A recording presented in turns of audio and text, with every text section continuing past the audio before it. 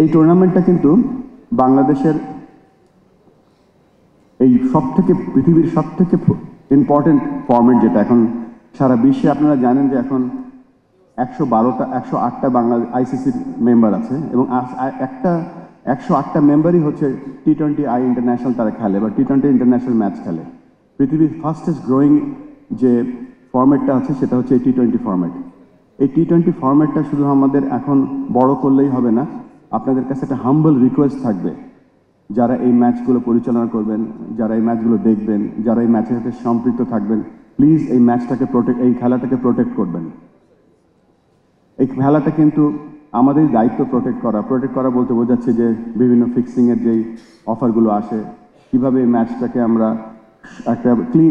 Clean event করতে পারি, সেদিকে আমাদের খেয়াল রাখতে হবে। এটা আমাদের একটা দায়িত্ব, এটা আমাদের নেক্সট জেনারেশনের একটা দায়িত্ব, এবং বাংলাদেশের ক্রিকেটের অস্তিত্ব ক্যারি করার জন্য আমার কাছে মনে হয় যে এই let's do a promise that